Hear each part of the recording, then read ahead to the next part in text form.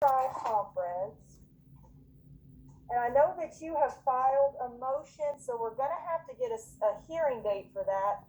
But I issued an order, I think back in December, asking for you to provide me some documentation to me directly that would not become a part of the court file. Have you been able to send that over? Because I haven't seen it.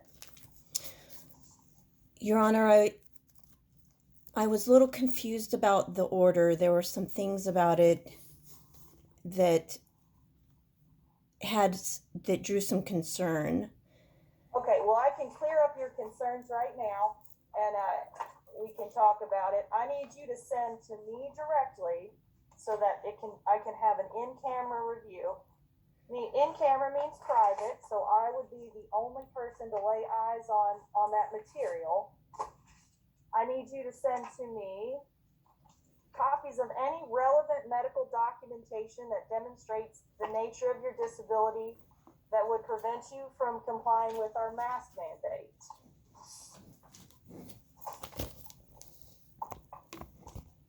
You need to send that to me so that I can have my courtroom set up in such a way that we can reasonably accommodate you, but also keep everyone else in the courtroom safe.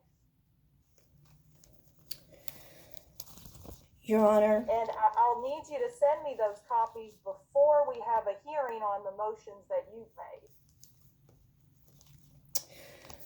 Your Honor, with all due respect to you and the court,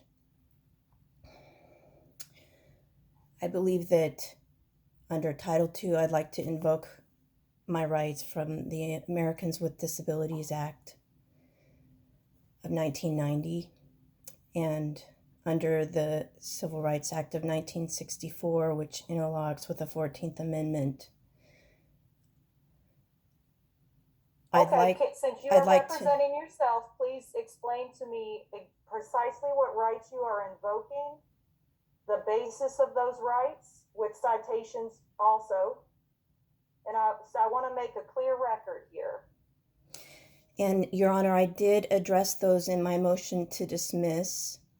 No. I need you to do it now on the record. Our records are video recorded. Yes, so Your I Honor. do have your motion to dismiss, but I'm speaking specifically about the order that you've received from me. Provide me with documentation. So if you would like to make a record, I'd like to understand the basis of your objection. And I will do my best to do that now. So I have your order in front of me, Your Honor. And you, in the order, it speaks of, if I may look at it, I just got it. I believe it references another order. First of all, this order is not related directly to my case. It's related to the administrative orders of the court. Ma'am, it is related to your case, especially now, because you've indicated that you have no desire to settle the matter, so we will be moving forward with a trial. And you have filed a motion which we would need to have a hearing on. And it's extremely relevant to your case because I need to be able to accommodate you in my courtroom as well as keep everyone else safe. Yes, Your Honor. So it is directly related to your case. If you would move on to your next point. It's not related directly in the sense that it has to do with the court. Yes,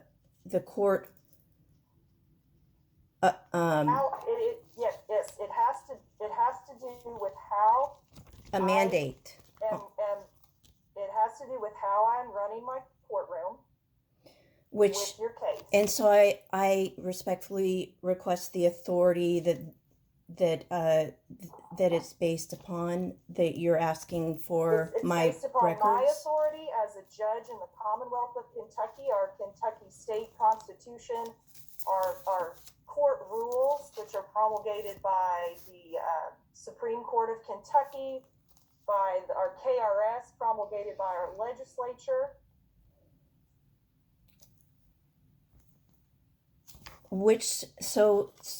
So Okay.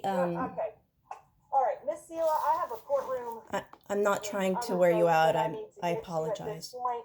So what I'm gonna need you to do is I'm gonna need you to provide that documentation to me, and you can redact it in any way that you feel comfortable in terms of your personal identifiers. I believe it's discrimination under Title II of the Americans with Disabilities That would be Act. fine if you would like to redact it in any way regarding your personal identifiers. It has to show me the nature of your disability so that I may reasonably accommodate you in the courthouse, which was your request, ma'am. And you are going to send me that copy in 4 weeks. So your deadline to send me that is going to be February 2nd. And that is an order of this court, ma'am. You must submit that paperwork to me, and I've given you very clear instructions on how you may do that without entering the courthouse or without having to interact with anyone here that you have said has intimidated you before. I don't want you to feel uncomfortable in any way. I've given you very clear instructions on how you're going to do that. You're going to send me that paperwork by February 2nd. So that I may review and provide you with reasonable accommodations. We are going to set this for a hearing on your motions. If I may object, on February 16th. I'd like to file an objection. At 2 o'clock, February 16th at 2 o'clock, we're going to have a hearing on your motions. We will be in person, and I will have your reasonable accommodations established at that point. What are your reasonable accommodations you are going to submit that paperwork based on? By February 2nd.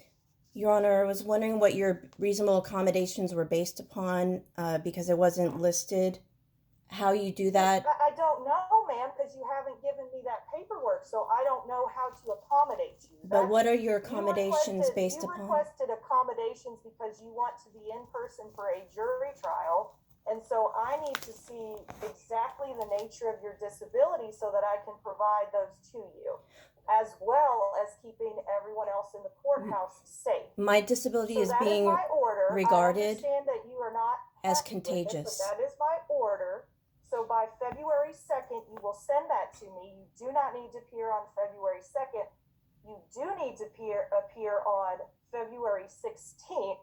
If you do not send me that order, I'm going to find you in contempt, ma'am, okay?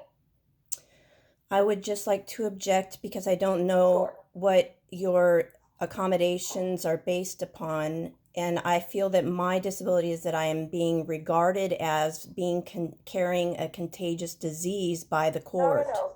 You told me the last time you logged in that you had a disability that prevented you from wearing a mask. And I do as well. I want to provide you with if you are disabled, I need to provide you with reasonable accommodations. But how do you? I don't know the nature of your disability. You've only told me you cannot wear a mask. I need to know. But what are your qualifications? You need to stop speaking so you hear me fully. I need to know the nature of your disability, which you are going to provide me proof of on February 2nd, on or before that date. And then I can arrange my courtroom in a way that is comfortable for you and safe for everyone else. And that is my order, ma'am. So I will see that paperwork from you in the ways that I've outlined in the order that you've received. On February 2nd, we will be having a hearing on February 16th to take up your motions, the motions that you have made. We'll set a court date at that time as well. If you are not in compliance with either of those orders, I will find you in contempt and I will issue a bench warrant. And with all due respect, I would like to object because I don't believe that you have the qualifications to determine whether or not I qualify for whatever accommodations that you may deem arbitrarily to accommodate me with, when under Title II, I am not required to disclose my personal records, and I have the Fourth Amendment right to protect my papers and effects and records from unwarranted search. Well, I suppose, Ms. Sela, this is sort of all, we've come to this point based on the requests that you have made. I need you to understand that. And I have Your Honor. You have made the very clear request to me that you would like a jury trial, which which I, of course, you are entitled to, and I am happy to accommodate in that request. We have a mask mandate. You have told me that you will not and cannot wear a mask. So that's the situation that I find myself in. I need to make